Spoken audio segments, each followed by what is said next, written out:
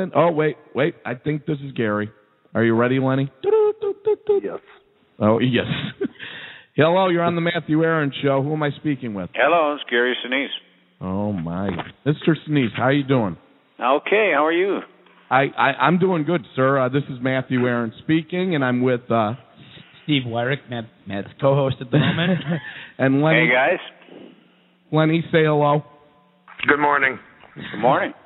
Okay, so Mr. Sinise, we are a Chicago media outlet here, and so we're very happy to have you.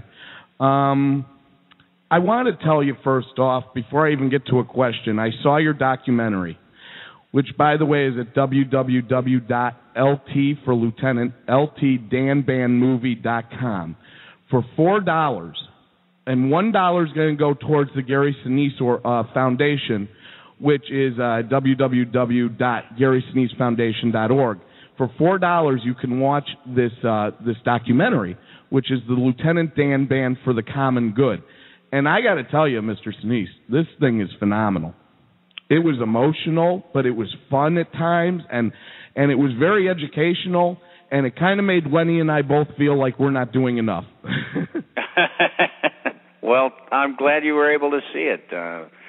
It's online for the rest of the month. You can view it at ltdanbandmovie.com. People can, see the documentary, see what I've been up to with regards to supporting our troops and organizations that are out there doing good things. And I was very pleased with the way it turned out. The filmmaker actually came to me and asked me if he could document some of it, some of the things I've been doing, and I was a little hesitant at first, didn't know how it would be treated, but I'm happy to say it turned out real well, and they did a great job, showing the people that I'm doing things for out there.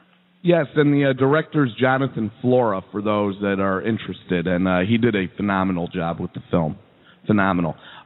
Gary, I do want to say I have an uncle who is a Vietnam vet, one of my closest friends, and I pretty much consider him a brother. He is in 29 Palms right now, and he actually saw you guys perform not too long ago, and he was in love with you. But I go out there every year. I've been out there about 7 years in a row. In March, I go out, and it's way out in the desert, and they don't get a lot of entertainment out there for the Marines, so I like to go out there and give them a good show. Yeah, and my uncle, who's a Vietnam vet, I wanted you to explain, Gary, you have been supporting the troops for a long time, and it goes all the way back to supporting Vietnam veterans. And I saw I also saw the 2011 Memorial Day concert you did this year.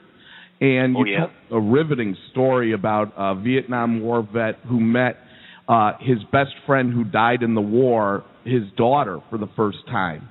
And could you explain to us how you got involved with helping out these Vietnam War veterans? Well, I have Vietnam veterans in my family on my wife's side. Her two brothers served in Vietnam. Her sister married a Vietnam veteran. Her sister was in the Army and met another guy who was in the Army, my brother-in-law, and he was a Vietnam veteran. He stayed in the service for about 24 years. I have Vietnam veteran friends. I got involved with some Vietnam veterans groups in the Chicago area years ago in the early 80s, and just felt, getting to know some of what our Vietnam veterans had gone through, and this shameful period of how we treated them back when they came back from war just made me feel very guilty, and I just tried to do what I could to support them back in the early 80s. Then I got into a movie where I played a Vietnam veteran and felt very privileged to be able to do that. And it's just, what happened to our Vietnam veterans is really very, very shameful.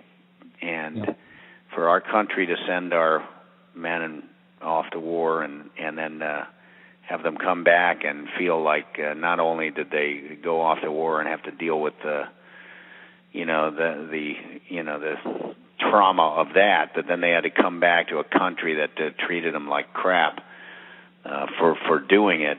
That's hopefully we've learned some valuable lessons from that, and that's one of the catalysts for me to go out and make sure that these active duty service members today know that they're appreciated, and that whether you think it's a good idea to send them to Iraq or Afghanistan or not, that's not the point. The point is that these are people that volunteer to serve our country, and if they do, if there's a Democrat in the White House, he's going to send them somewhere, and a Republican's going to send them somewhere, and then they serve the nation. And we should we are very privileged that we have people like that willing to go out and do the difficult work that's required to defend this country. And so we whether you're personally connected to somebody who's serving or not, these are still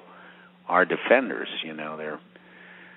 They're out there doing dangerous things, and they're sacrificing, and we owe them. So I just go out and try to do what I can to make sure that what happened to our Vietnam veterans doesn't happen to anybody else who's serving our country.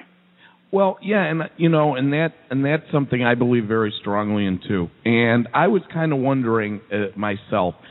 It seemed to me like, and correct me if I'm wrong, and if you could explain on it, please do. But the Gary Sinise Foundation, it seemed to me like it was formed because you seem to be doing all this charity work for all these charity organizations, like maybe you were spreading yourself a little thin. And you decided, well, maybe this is a way I can, kick it up a notch, is by starting my own organization, my own foundation, and supporting all these other charities and supporting the troops. You're exactly right. I mean, I'm just about tapped out in terms of time, and how much time I can devote to traveling to do fundraisers for other organizations. And yet, throughout the year, I meet great people out there that are doing good things, and I meet a lot of people out there that need help with regards to the military community. And, I had to think of other ways that I could do more to support them by creating an entity, a foundation, an organization that can take in additional resources, that can act as a guide to people, to organizations that I've supported, that I believe are doing great things out there, to provide information, to do all kinds of things, take in funding, guide some of this money to various things that my organization is creating, and also things that I believe are worthy of support. That's a way that I can sort of ramp up the effort and continue to doing good things without having it always be dependent on me getting on a plane and going someplace to try to support some other thing. I do I make my living as an actor. The work I do with my band or with some of these other things, that's all because I believe it's necessary and needed, and it's a way that I can contribute to, the way I can support and serve my country and give back, to this great country that's blessed me with freedom and liberty, and by helping those who serve out there, I can serve myself. Yeah, and on a lighter note, you did bring up your acting career. Do you? Because I'm very involved with the business, and I read the trades and Deadline.com and all that. Do you feel that this is going to be your last year of CSI? Well, it could be. Who knows? We weren't sure if last season was going to be our last, and here we are. We're coming back for season 8. So anything can happen. You never know. It's not in my hands. I'm happy to do the show. I like doing the show. I like the people I work with. It's been a very, very good thing for me to have this show, especially with what I'm trying to do out there, in support of our troops and that kind of thing. Just having the stability